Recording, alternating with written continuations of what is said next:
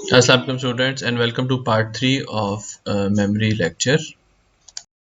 जैसा कि अभी जिक्र किया है पिछली स्लाइड पे कि स्कीमास जो बेसिकली बायस इंट्रोड्यूस करती हैं आपके मेमोरी के प्रोसेस में, क्योंकि हर नई आने वाली मेमोरी को प्रीवियस मेमोरी के रोशनी में देखा जाता है और उसको स्टोर किया जाता है। और ऑब्वियसली वो जो ऑर्गेनाइज बॉडी ऑफ नॉलेज या इंफॉर्मेशन जो आपकी मेमोरी में स्टोर होता है वो उस पुरानी जो आपकी एक स्कीमास बिल्ट हुए होते हैं ऑलरेडी, राइट, उसी की रोशनी में उसी की कंसिस्टेंसी में आपके दिमाग में स्टोर होते हैं। ठीक है।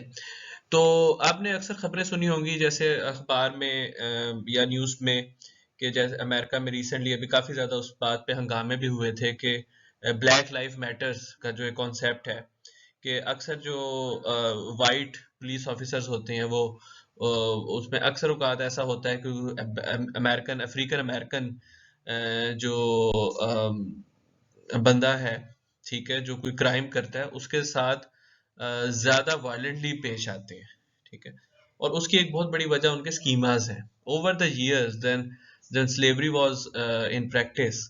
ठीक है। और उसके बाद फिर उनको आज़ादी मिली लेकिन डिस्क्रिमिनेशन इज स्टिल देयर और वो दिमाग में जनरेशन टू जनरेशन जो है वो ट्रेवल करती है। सो यहाँ ये भी पॉसिबिलिटी होती है कि आपकी जो मेमोरी की जो कंस्ट्रक्टिव नेचर है, जैसे हम मेमोरीज कंस्ट्रक्ट करते हैं with your previous information and the new information that is available, that can result in those memories that are either partially or completely false। लेकिन इसमें अब दो जिसे कहते हैं कि इसमें आप कहेंगे दो पॉइंट ऑफ व्यूज हो सकते हैं। ठीक है। एक तो ये कि ये फॉल्स मेमोरीज आपको एक पॉजिटिव सेल्फ इमेज भी प्रोवाइड कर सकती हैं। ठीक है। और they can also help you maintain positive relationship with others. ठीक है। जो तभी होता है कि जब तक आपको सच्चाई का पता ना चले या असल नॉलेज ना हो, आप एक पॉजिटिव इमेज ही दूसरों के अपने जहन में बना के रखें। सिमिलरली मेमोरीज, और अभी हम आगे चल के इसका नेगेटिव एस्पेक्ट भी देखेंगे। ठीक है। साथ ये भी जहन में रखें कि memories are also affected by the emotional meanings of the experience, कि आपने जो भी चीज याद करनी है या मेमोराइज करनी है या आपके जहन में स्टोर होनी है, उसके साथ एक इमोशनल एस्पेक्ट हमेशा अटैच्ड होता है। That is one of the reason कि पाकिस्तानी क्रिकेट टीम जैसी भी खेलती है, अच्छा या बुरा, there are so many positive occasions जो आपके जहन में उसने जो जीते होते हैं आपके जहन में रहते हैं, और जो बहुत बुरी तरह मैच आ रहे होते हैं क्योंकि इमोशंस उनके साथ भी अटैच हैं वो भी आपके जहन में रहते हैं। ज्यादातर मेमोरीज जो हैं वो उन इवेंट्स की हमारे जहन में ज्यादा स्टोर होती हैं जो जिनके अंदर ट्रॉमा या हो या एक नेगेटिविटी हो, जो इमोशनली जिसने हमें डिस्टर्ब किया हो या इमोशनली हमें हैप्पी किया हो। ठीक। लेकिन एक बात ये भी ज़हन में रखें कि अगर आपसे डिटेल्स पूछी जाएं तो आप ज़्यादा बेहतर उन मैचेस की बता सकेंगे जिनमें टीम ज़्यादा अच्छी तरह जीती हो। तो ये भी इंसान अपने ज़हन में पॉजिटिव मेमोरीज को स्टोर रखने की कोशिश करता है। फिर जब एक कॉन्सेप्ट आ जाता है कि मेमोरीज कितनी एक्यूरेट हैं, उसके अंदर memory in the court room हम साइकोलॉजी में बहुत ज़्यादा डिस्कस करते हैं। स्पेशली क्रिमिनोलॉजी, जो क्रिमिनल साइकोलॉजी है, उसके अंदर इसका बहुत ज़्यादा डिस्कशन होती है कि जो आई विटनेस है जिसको कटहरे में बुलाया जाता है, वो किस हद तक याद रख सकता है किसी भी किसी इवेंट को जो उसने अपने सामने अपनी आंखों के सामने होते हुए देखा है। अनफॉर्चुनेटली यहाँ पे देर इज अ पॉसिबिलिटी कि डिटेल्स बहुत अच्छे तरीके से याद ना रख सके। उसकी एक वजह अक्सर ये होती है कि जब भी कोई क्रिमिनल आपको गन पॉइंट पे या नाइफ के सामने लेके आता है या आपको उसका सामना करना पड़ता है, आपका जो परसेप्चुअल मैग्नेट है, यानी कि जो चीज़ों का परसीव करने की जो आपकी कुवत है, वो दूसरी अटेंशन से डाइवर्ट हो जाती है। आसपास क्या हो रहा है आपको वो नहीं दिखाई दे रहा होता प्रॉपर तरीके से, because your whole focus is on that gun और नाइफ। क्यों? उससे आपको जान का खतरा है। और यही वजह है कि sometimes witnesses are paying less attention to the other details of the crime and they are not able to accurately recall what happens। तो अक्सर ट्रॉमेटिक सिचुएशंस में आपकी मेमोरीज जो हैं, और हम आगे चल के देखेंगे कि उसकी वजह से फॉल्स मेमोरीज और रिप्रेस्ड मेमोरीज का भी कॉन्सेप्ट आता है। अच्छा, फिर बात हो गई चिल्ड्रन कितने रिलायबल होते हैं। उनकी मेमोरीज कितनी रिलायबल होती हैं? This is also very good question in psychology.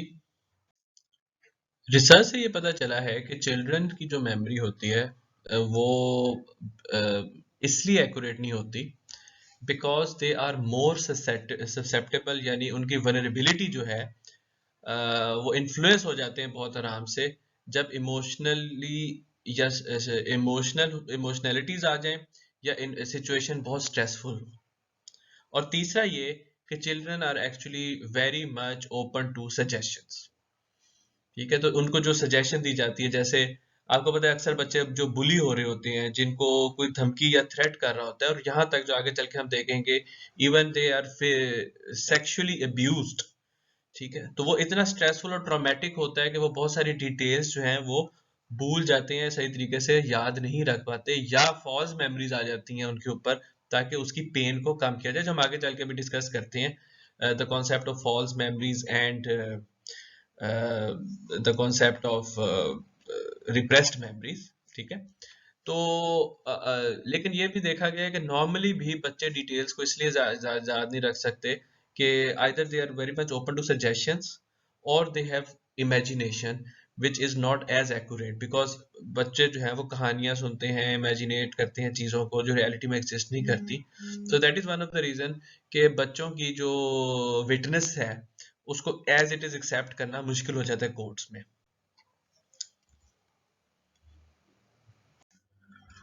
Court room में जब क्वेश्चनिंग हो रही होती है या किसी से भी इन्वेस्टिगेशन हो रही होती है, तो जो आई विटनेस होते हैं उनका मेमोरी रिलेटेड एरर्स इस वजह से भी होते हैं कि उनसे स्पेसिफिक डिफरेंट किस्म के वर्डिंग्स यूज की जाए क्वेश्चन में, या पुलिस अफसर या जो भी वकील या लॉयर होते हैं वो जिस तरह का क्वेश्चन पूछते हैं वो भी इम्पैक्ट करता है कि आप अपनी इंफॉर्मेशन को कैसे रिकॉल करें। ठीक है, अब जैसे आपको तो एग्जैक्टली नहीं पता कि अगर आपको इन्होंने एक्सपेरिमेंट किया जिसमें ये था कि दो कार्स हैं आपस में क्रैश होती हैं, ठीक है, वो एक फिल्म दिखाई गई। अब कुछ लोगों से क्वेश्चन ये पूछा गया कि how fast were the cars going when they smashed into each other. Now smashing is something that is actually very coming fast and smash into each other. ठीक है, it shows an accident.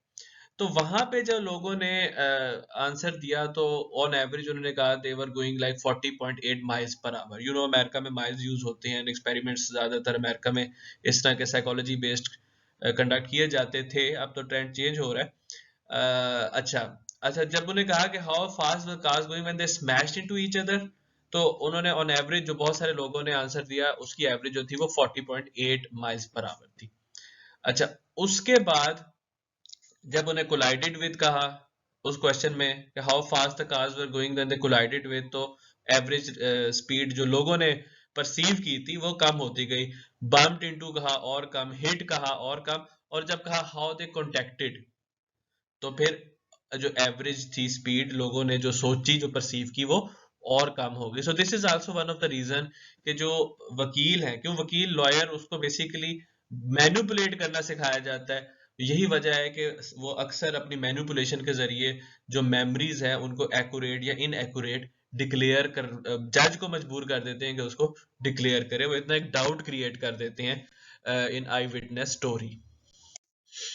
So when we are talking about the validity or accuracy of memory, the concept of repressed and false memory cannot be ignored. ठीक है, और इसके अंदर बहुत ज्यादा criminology में या क्रिमिनल साइकोलॉजी में बहुत ज्यादा काम हुआ है रिप्रेस्ड मेमोरीज पे।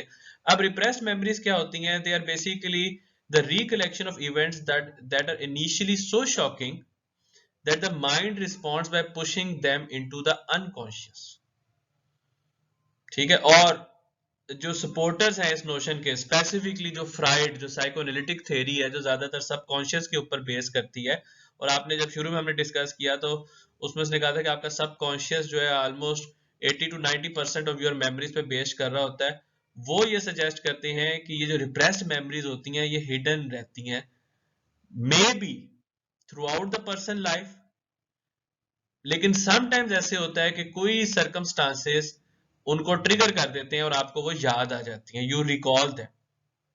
और ये प्रोबिंग इवन जो साइकोलॉजिकल थेरेपीज होती हैं जिसमें लोगों से कुछ पूछा जाता है about their history, there past, उनको कुछ स्टिमुलस दिखाए जाते हैं, कोई ऐसे क्यूज दिए जाते हैं जिससे वो चीज को मेमोराइज कर लें, तो ये वापस भी आ जाती है मेमोरीज। अच्छा, लेकिन कुछ मेमोरी रिसर्चर्स ये भी कहते हैं कि ये जो रिप्रेस्ड मेमोरीज होती हैं ये इनएक्यूरेट भी हो सकती हैं, जिसको हम फिर फॉल्स मेमोरीज का कॉन्सेप्ट दिया गया। ठीक है। अब फॉल्स मेमोरीज जब डेवलप होती हैं when a person is able to not able to recall the source of a memory of a particular event about which they have only vague recollection, यानी कि वो उसको सही तरीके से रिकॉल नहीं कर पाते, तो वो क्या करते हैं कि वो खुद से उसके अंदर एक स्टोरी बना लेते हैं। अच्छा, जब ये source of the memory unclear है, ये एम्बिगुअस है, तो लोग कंफ्यूज हो जाते हैं कि क्या उन्होंने वाकई ये चीज एक्सपीरियंस की थी या उसको सिर्फ इमेजिन किया था। अल्टीमेटली लोग ये बिलीव करना शुरू कर देते हैं कि इवेंट एक्चुअली अकर्ड। तो आपके जहन में जो कोई वेग मेमोरीज हैं, वो अक्सर आप खुद उसको रिकलेक्ट करके, उसको एक मेकअप करके, उसको एक पूरा ऐसा इवेंट बना लेते हैं, एंड यू जस्ट बिलीव कि that is accurate. Now this is called the false memory.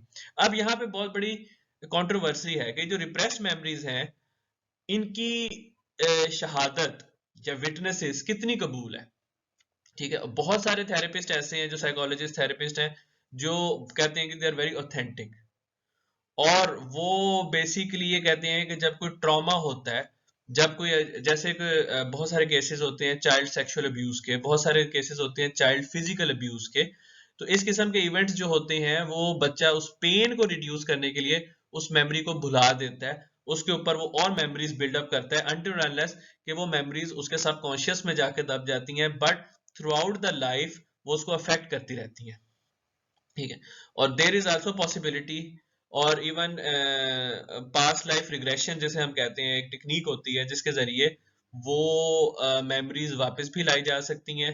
Aldous again this is controversial question, बहुत सारे लोगों को इसके ऊपर सजा भी दी गई। बहुत सारे ऐसे कोर्ट केसेस हैं जिनमें जब बच्चा छोटा था उसको याद नहीं रहा, लेकिन जब वो बड़ा हुआ है तो उसकी याददाश्त इस हिसाब से वापस आई है, तो उसने बताया कि फलां और फलां बंदा जो है उसने मुझे अब्यूज किया था, और उन फिर कोर्ट केसेस चले और फिर साबित हुआ कि वाकई ऐसे हुआ था और लोगों को उन पे सजाएं भी मिली। So again I leave this discussion inconclusive कि जी ये किस हद तक एक्यूरेट है या किस हद तक एक्यूरेट नहीं है। Let's make a comparison between these two. So what is the difference between a repressed and a false memory? Repressed memories are those that have been unconsciously blocked due to the memory being associated with high level of stress or trauma. The theory postulates that even though the individual cannot recall the memory, it may still be affecting them consciously, and that these memories can emerge later on into the consciousness. Ideas on repressed memories hiding trauma from awareness were an important part of Sigmund Freud's early work on psychoanalysis. He later took a different view. अब आपको nightmares का आना, या आपके मिजाज में चिड़चिड़ापन, या किसी खास चीज से डरना, ठीक है, या किसी खास एक स्टिमुलाई की तरफ रिएक्ट करना, that can be an indicated of a repressed memory. और यहाँ पे एक PTSD एक बीमारी भी है, पोस्ट ट्रॉमेटिक स्ट्रेस सिंड्रोम, जिसमें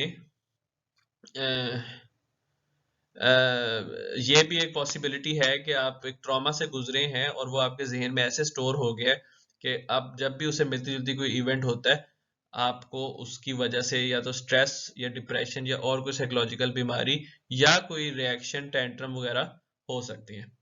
false memories on the other hand is a psychological phenomena when a person recalls something that did not happen.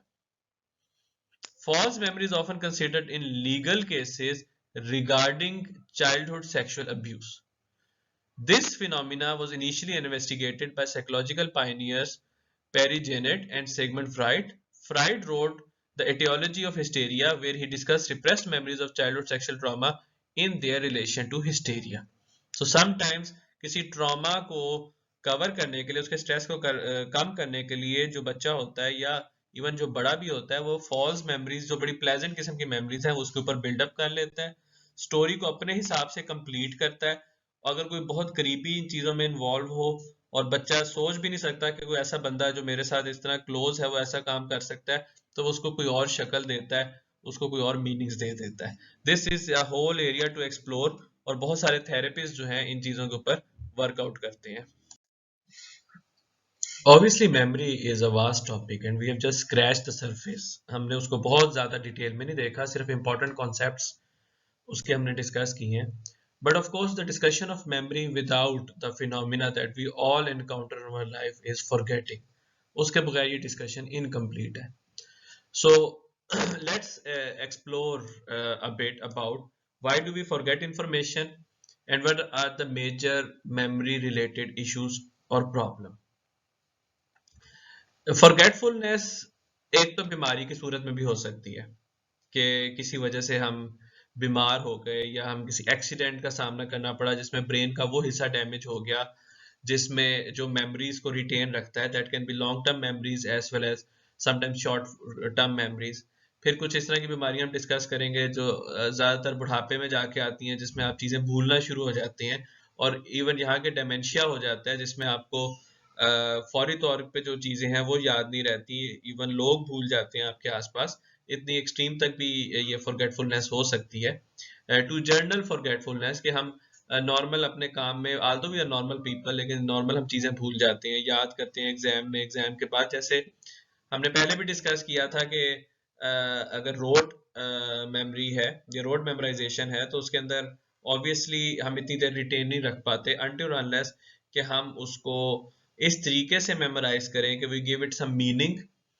ठीक है, और फिर कुछ चीज़ें ऐसी होती हैं कि जो सिमेंटिक मेमोरी में तो हमारी इतनी स्टोर नहीं रहती, जो फैक्चुअल इंफॉर्मेशन है, लेकिन जो हमारी पर्सनल इंफॉर्मेशन है वो हम निस्बतन ज़्यादा बेहतर स्टोर रख लेते हैं अपनी जो एपिसोडिक मेमोरीज है, साथ साथ autobiographical memories which is information about our self.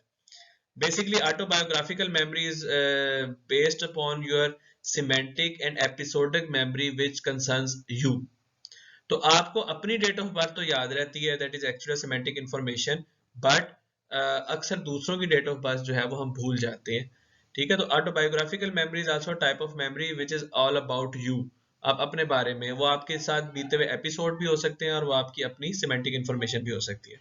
तो इन एनी केस ये जो डिक्लेरेटिव मेमोरीज हैं, ठीक है, अगर आप ये थोड़ा सा पीछे स्क्रॉल करके देखेंगे you will understand the types of memories. तो जो डिक्लेरेटिव मेमोरीज हैं वो निस्बतन हम जल्दी भूल जाते हैं, लेकिन जो प्रोसीजरल मेमोरीज हैं, जो कोई स्किल है हमारे पास या कोई चीज जो है हम ऑटोमेटिकली कर सकते हैं, वो हम इतनी जल्दी नहीं भूलते। ठीक है, तो we will discuss this and we will see कि फॉरगेटफुलनेस क्यों होती है और उसकी क्या वजह हो सकती है।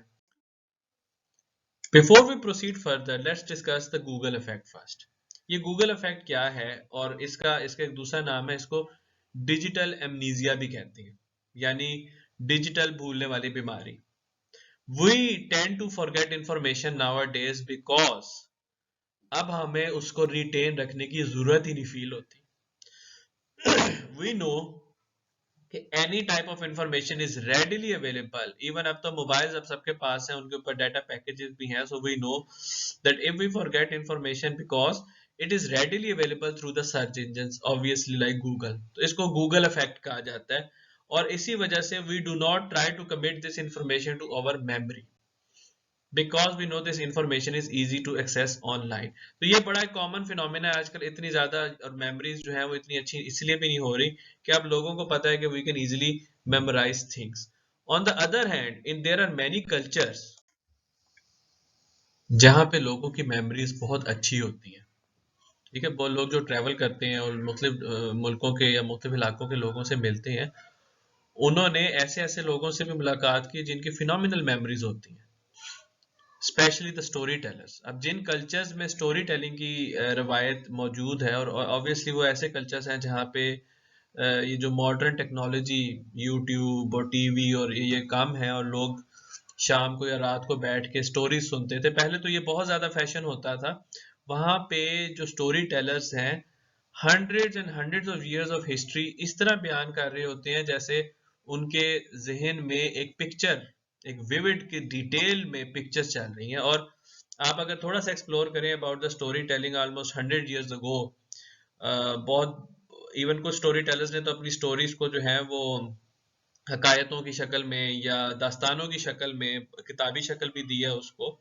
जैसे दास्तान अमीर हमजा या तिलिस्म होश रबा, इस किस्म की किताबें जो आपको मिलती हैं, actually they are story tellings. क्यों? पहले एंटरटेनमेंट जो है वो सारी स्टोरी टेलिंग होती थी। फिर कुछ हिस्टोरियंस होते थे जिनकी मेमोरीज इतनी अच्छी थी कि वो चीज़ों को एज इट इज़ रिप्रोड्यूस कर लेते थे। और सारा जो आप देखते हैं, जो हदीद का जो इल्म है, जो डेवलप हुए और सही हदीद की बुक्स लिखी गई, उनका एक बहुत बड़ा फैक्ट ये भी था कि लोगों की मेमोरीज इतनी अच्छी थी कि उन्होंने एग्जैक्ट हजूर पाक सल्लल्लाहु अलैहि वसल्लम के जो वर्ड्स हैं उनको नरेट किया एज मच एज पॉसिबल, और फिर जनरेशन टू जनरेशन ट्रांसफर होती रही until unless almost 5 to 6 generation के बाद इसको किताबी शक्लों में लिखा, ताकि जाहिर है there is always a limit कि ये इसके अंदर इम्प्योरिटीज भी आ रही थी, इसके अंदर ज़ईफ हदीसें भी आ रही थी, मनगढ़ंत हदीसें भी आ रही थी। तो वो अ, उन्होंने सारा जो नॉलेज है अबाउट एग्जैक्टली देयर मेमोरी से रिप्रोड्यूस किया। ठीक है।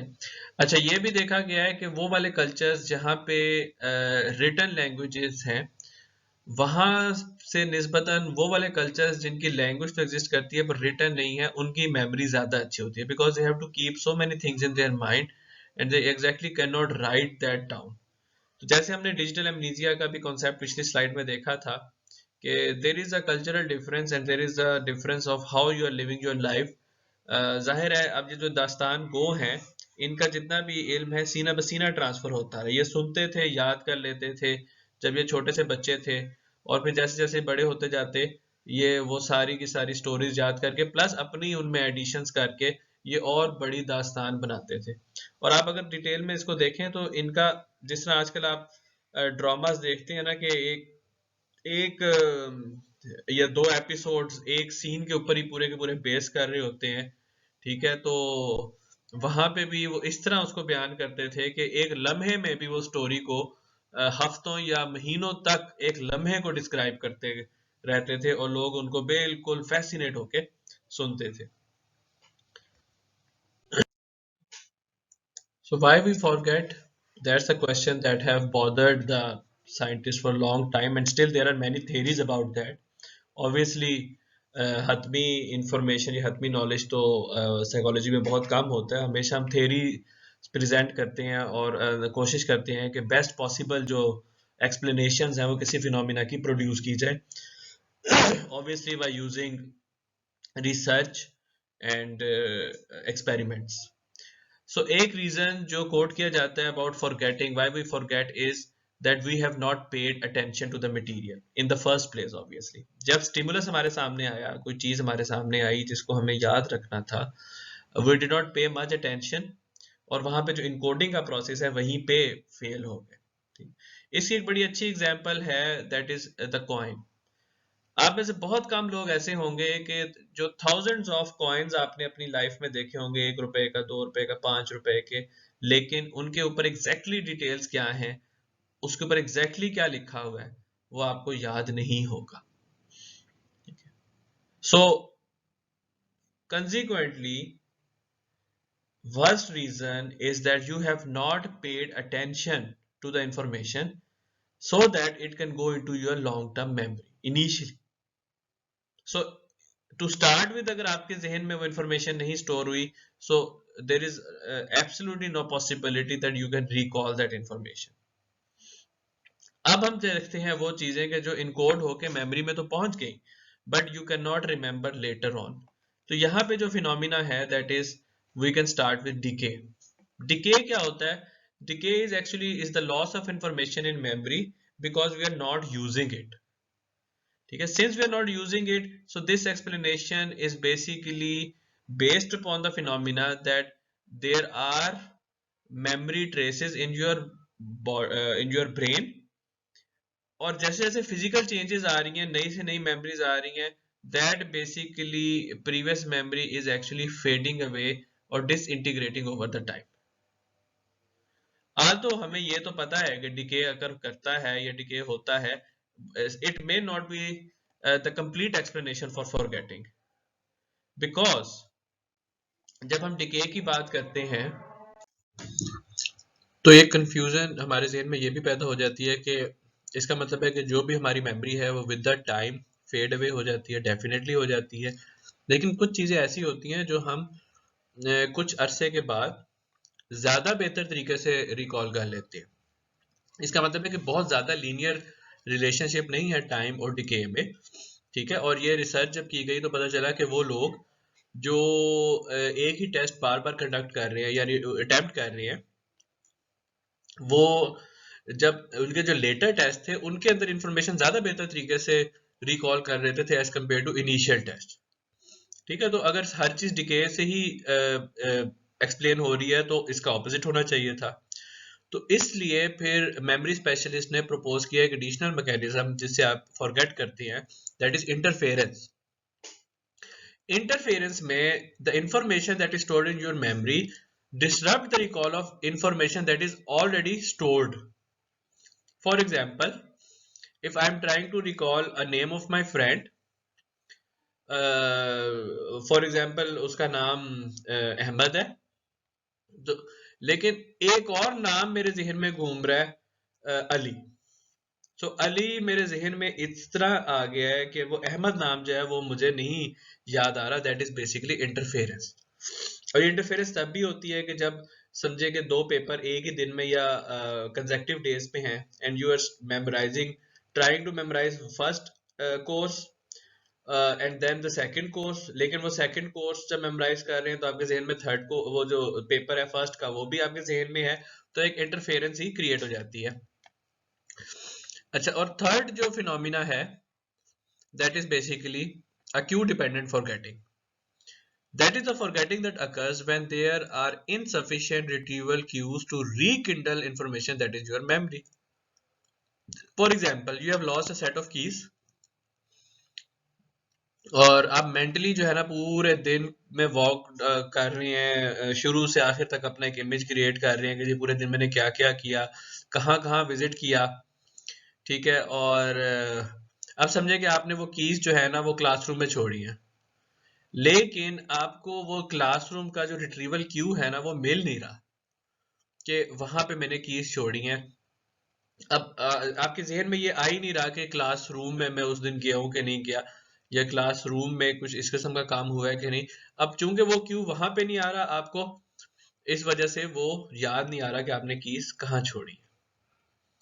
तो इंटरफेरेंस और cue dependent forgetting actually are two explanations for why we forget things, ठीक है। Because new memories interfere with the old memories and retrieval cues जो है यानी उससे रिलेटेड जो इंफॉर्मेशन है वो हमारे पास इनसफिशिएंट है, जिसकी वजह से हम चीजें फॉरगेट कर रहे हैं और वो डिके भी हो सकती है। उसके साथ ये भी एक एक्सप्लेनेशन है ऑब्वियसली। एक एक्सपेरिमेंट से ये भी पता चलता है कि हम जो चीज़ भी याद करते हैं या मेमोराइज करते हैं most rapidly with in the first 9 hours जो है ना हम उसको भूल जाते हैं। If you can see this graph, ये एक एक्सपेरिमेंट किया गया, बड़ा क्लासिकल किस्म का है मेमोरी के हिसाब से। तो आप देखेंगे कि फर्स्ट 9 आवर्स में ऑलमोस्ट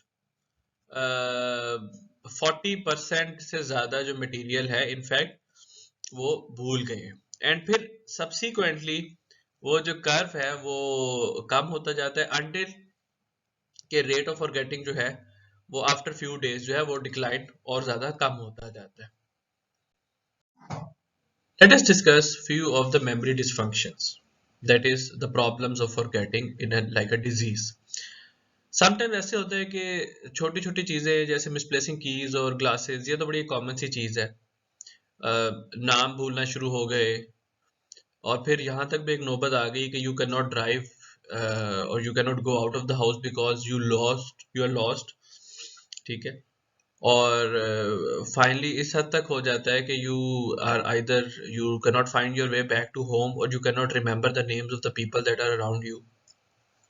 तो बहुत सारी प्रॉब्लम्स जो है जो अभी जैसे मैंने ये प्रॉब्लम की बात की, this is basically an Alzheimer disease, ठीक है। अल्जीमर डिसीज इज बेसिकली बड़ी कॉमन है, स्पेशली जैसे एज के साथ तो ये आ जाती है अक्सर लोगों में। It is a progressive brain disorder that leads to a gradual and irreversible decline in your cognitive abilities. And you will be amazed कि in USA Alzheimer disease is the fourth leading cause of death amongst old people. And it affects almost 5 million people, यानी almost 50 lakh लोग इससे affect हो रहे हैं। ठीक है, से शुरू में तो अल्जाइमर डिजीज में सिंपल फॉरगेटफुलनेस होता है, जैसे आप इंपॉर्टेंट डेट्स भूल गए हैं, अपॉइंटमेंट्स भूल गए हैं, लेकिन जैसे जैसे ये प्रोग्रेस करती है, इवन सिंपल टास्क जैसे टेलीफोन कैसे यूज करना है या रिमोट कंट्रोल कैसे यूज करना है, और जैसे अपने कमरे का रास्ता भी इवन लोग भूल जाते हैं, और फिर यहाँ तक भी नौबत पहुंच सकती है कि आप लैंग्वेज जो है वो उसको भी ना अंडरस्टैंड करें। आल्दो अल्जाइमर होता क्यों है, उसकी बहुत सारी थेरीज तो है, लेकिन फुली अंडरस्टैंड नहीं करते। लेकिन बहुत ज़्यादा रिसर्च ये इंडिकेट करती है कि ये इनहेरिटेड भी हो सकता है, और एक प्रोटीन होता है आपकी बॉडी में, उसकी जो प्रोडक्शन है उसमें अगर डिफेक्ट आ जाए, जो नर्व सेल्स को बेसिकली मेंटेन रखता है, तो फिर आपको अल्जाइमर हो सकता है।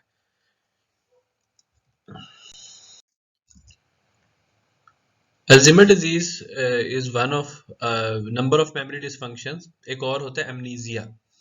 Amnesia is basically a type of memory loss that occurs without other mental difficulties. यानी यहाँ पे सिर्फ मेमोरी जो है वो डिस्टर्ब हो रही है, बाकी सारे फिजिकल जो कॉग्निटिव फंक्शंस हैं या मेंटल फंक्शंस हैं वो साउंड है। एमनीजिया दो किस्म के होते हैं वैसे तो। Amnesia is the kind of a memory loss जो बहुत सारी मूवीज में आपने अक्सर देखा होगा कि receive a blow to the head, और फिर वो सब कुछ भूल गए, ठीक है, और वो एक नई लाइफ गुजारनी शुरू कर दी। रियलिटी में देखा जाए तो एमनीजिया दो किस्म की होती है। एक रेट्रोग्रेड एमनीजिया होता है जो काफी रेयर है, ठीक है। उसमें ये होता है कि you actually forget everything that occurs prior to a certain event, यानी कि पहले की आप चीजें भूल गए हैं, लेकिन नई चीजें जो हैं वो आपको याद हैं। यूजली ये कम होता है। अक्सर ऐसे होता है कि होता है टाइम बीइंग के लिए, लेकिन लॉस्ट मेमोरीज जो है ना ग्रेजुअली रीअपीयर होनी शुरू हो जाती हैं। आल्दो फुल रेस्टोरेशन जो है वो उसमें साल भी लग सकते हैं।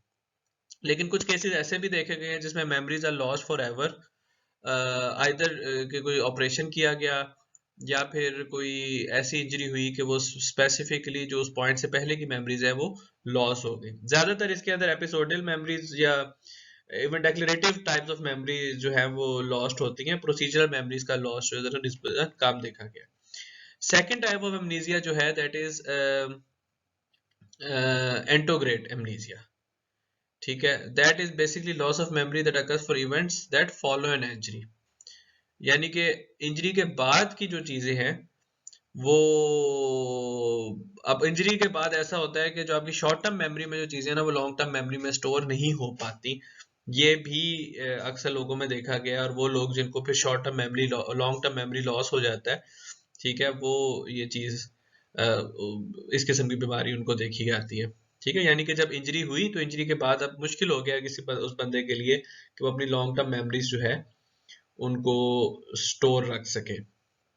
आज तो इंजरी से पहले की मेमोरीज उसके पास जरूर स्टोर होती हैं। फिर एमनीजिया तब भी होता है जिससे हम कास्कोफ सिंड्रोम कहते हैं, जो उन लोगों में होता है जो अल्कोहलिक्स होते हैं, बहुत ज्यादा नशा करते हैं।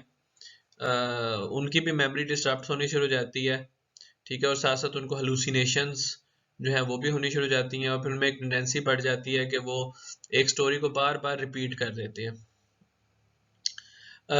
फॉर्चुनेटली ये बात सही है कि मेमोरी के लॉस के कम होती है, लेकिन अनलाइक अल्जीमर से के साथ अलावा जो अमनीजिया की बीमारी है ये भी निस्बतन कम देखी गई है।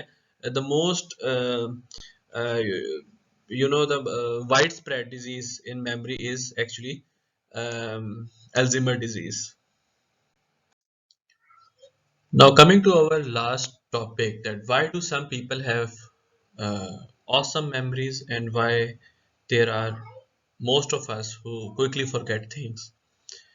So remember that some of the processes of remembering are within our control while some are not. ठीक है, there are some natural factors जो कुछ लोगों में होते हैं कि उनकी स्ट्रॉन्गर मेमोरीज होती हैं। Obviously there are also some nurturing elements, जैसे आपकी परवरिश हुई है वो आपकी कॉग्निटिव डेवलपमेंट को किस तरीके से अफेक्ट कर रही है, आपकी ट्रेनिंग, आपकी चाइल्डहुड, आपकी अटेंशन जो आपकी डेवलप होती है, आपका जो फोकस है, ये सब चीज़ें आपकी मेमोरी को बूस्ट करने में हेल्प करती हैं, या अगर ये वीक हैं पार्ट्स तो आपकी मेमोरी जो है से अफेक्ट होती है। Personally as I feel that I did my O levels and A levels, and that can be one of the reasons कि my memory is not as sharp as those people who have done their metric and their FSCs, क्योंकि उसके अंदर road memorisation का concept ज़्यादा था। मुझे इस तरह हद तक मेमोराइजेशन पे शायद फोकस ना करना पड़ा हो, बट ऑब्वियसली आई फील कि अगर जिस मेमोरी को मैं समझ रहा हूँ कि जो मेमोरी खराब है, that is the exact reproducing a definition, but obviously जब मुझे किसी कॉन्सेप्ट की समझ आती है, I can always make my own definition. तो ये एक चीज है, लेकिन फिर भी आई फील कि there is a natural advantage to some people. जैसे कुछ लोग हैं, वो they are predispose to have incredible memory. Predispose का मतलब है कि पैदाइशी तौर पे उनके अंदर अल्लाह ताला ने सलाहियत रखी है that they can have a photographic memory, what ever they study, what ever they hear, what ever they learn. ठीक है, इसको बेसिकली heightened episodic memory भी कहा जाता है। ठीक है, a condition that is termed also termed as highly superior autobiographical memory।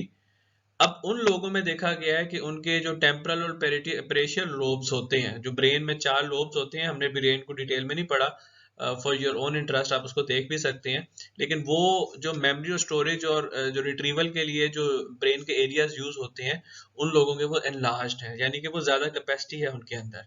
ठीक है, और इवन यहाँ तक भी देखा गया है कि लोग जो हैं वो इस तरह की चीजें भी याद रख सकते हैं, which can be more sometimes episodic memory सब कुछ लोगों की अच्छी होती है, और कुछ लोगों की जो है वो सिमेंटिक मेमोरी अच्छी होती है, यानी वो फैक्ट्स को ज्यादा बेहतर तरीके से याद रखते हैं। यहाँ पे भी जो आंसर जो रिसर्च से पता चला वो कि there is differences in their brain function.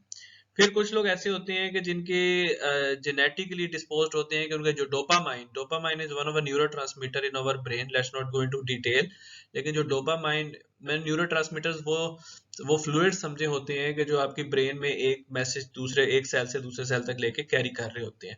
ठीक है, तो डोपामाइन रिसेप्टर्स जो हैं उनके भी मेमोरी के अंदर पार्ट प्ले है, और कुछ लोगों के ऐसा है कि वो ज्यादा रिलीज होते हैं, ज्यादा उनको हेल्प आउट करते हैं चीजों को रिटेन करने के लिए। ठीक है, तो there is obviously both nature, यानी अल्लाह ताला ने आपको ऐसे बनाया है, एंड नर्चर, और जिस तरह आपकी परवरिश हुई है, क्योंकि देखा गया है कि जो लोग मेमोरी गेम्स खेलते हैं या मेमोरी की प्रैक्टिस करते हैं, उनके ब्रेन के वो एरियाज एनलार्ज होना शुरू हो जाते हैं with the time, and they can be better in those, they can have a better memory with their practice, because obviously brain is a muscle, and just like any muscle, the more exercise you do for your brain, the better you get at things. So as you can see in this picture, okay, the colors indicate the brain areas that were connected with the medial temporal lobes, a structure that is critical for remembering. और मुख्तलिफ लोगों की मुख्तलिफ types of memories अच्छी होती हैं, उसकी वजह ये है कि उनके वो वाले स्पेसिफिक ब्रेन एरियाज जो डील कर रहे होते हैं। अब आप ये देखें, जो ब्लू, ग्रीन और पर्पल हैं वो सिमेंटिक मेमोरी के साथ ज्यादा अटैच कर रहे हैं, ब्लू, ग्रीन और पर्पल। ठीक है, यानी कि रिमेम्बरिंग फैक्ट्स के साथ ब्लू, ग्रीन और पर्पल एरियाज जो हैं वो ज्यादा उसमें इन्वॉल्व हैं, और वो जो ब्रेन एरियाज जो रेड, ऑरेंज और येलो आपको नजर आ रहे हैं, वो एपिसोडल मेमोरी के साथ ज्यादा अटैच है, यानी कि इवेंट्स को याद रखना, उनकी डिटेल्स को याद रखना, वो उनके साथ। तो आपने लोगों की मेमोरीज ऐसी भी देखी होंगी कि जो 20-30 इयर्स अगो की भी जो इवेंट है उसको इस तरह आपको बता देते हैं जैसे उनकी आंखों के सामने ये चीज हो रही है। और कुछ लोग ऐसे हैं more goods in remembering the facts, जिन लोगों की डेट ऑफ बर्थ, उनके नेम्स, उनकी जो फैक्ट्स एंड फिगर्स दुनिया के बारे में, साइंस के बारे में, टेक्नोलॉजी के बारे में, they have lot of information that they can retain in their area. So obviously uh, the biology is there. ठीक है, that is why some people have good memory, some have bad memory, but as we can see, we can also improve memory, which is our nurture section. So, and let's end this topic with a more hopeful aspect of memory, is how you can improve your memory, yeah, or using the nurture portion of your what is in your hand. Obviously there are many ways to improve your memory, and thanks to neuroplasticity। ठीक है, जैसे हमने last time भी personality के chapter में भी discuss किया था, the concept of neuroplasticity, that your brain has the ability to change, to adapt throughout our life, even in the old age. So while there are some people जो memory champions बन सकते हैं using the proven techniques like ordering and classifying information, and there are many other techniques like your lifestyle that can keep your brain sharp and your memory can improve. So one of those techniques, obviously यहाँ पे मैंने list down की हैं, and you can read them down. Notes में इनकी मैंने details भी provide कर दी हैं, जैसे the keyword technique or encoding specificity, organizational cues, effective note taking, practice and rehearse. And lastly, don't believe the claims about memory improvement drugs because they are not as effective. So one of the ways is to challenge your brain with new activities. So the more new activities you do, it forces your brain to create new neural pathways. ठीक है, आप जिस तरह ज्यादा नए skills सीखते हैं, नई languages सीखते हैं, जिस तरह एक नया काम सीखते हैं, नई एक्टिविटीज करते हैं जो मेंटल माइंड को यूज करते हैं, उतना ही ज्यादा उसके अंदर नए कनेक्शंस पैदा होते हैं. और कोशिश करें कोई ऐसा काम सीखने की कोशिश करें which is outside your comfort zone. ठीक है, जैसे लाइक मैंने कहा कि लर्निंग अ न्यू लैंग्वेज और may be start to learn how to play an instrument, something like that. फिर हेल्दी डाइट और regular exercise are also one of the ways के जो आप अपने ब्रेन को स्ट्रॉन्ग कर सकते हैं, और उसके अंदर जो न्यूरो ट्रांसमीटर स्पेशली जो डोपामाइन है, that can help you, because dopamine हमने जैसे भी कहा कि it's basically helps you with the power of recall. फिर स्ट्रेस लो रखें तब भी मेमोरी बेहतर होती है. और वो वाले काम which makes you keeps you happy and more satisfied, वो ज़्यादा करें तो your memory gets better. Research ने इवन आपकी जो लाफ्टर है उसको भी इंक्रीज पावर ऑफ मेमोरी के साथ रिलेट किया है. On a more intentional level, आप अपनी मेमोरी को बेहतर करना चाहते हैं, so start paying close attention to the experiences and events. Try to remember the details, take interest in things.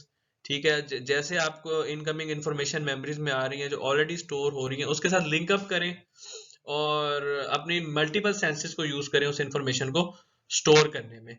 और ये वाली जो आपकी कोशिश इंटेंशनल लेवल पे होगी, that will actually improve the likelihood of your short term memories to your long term memories.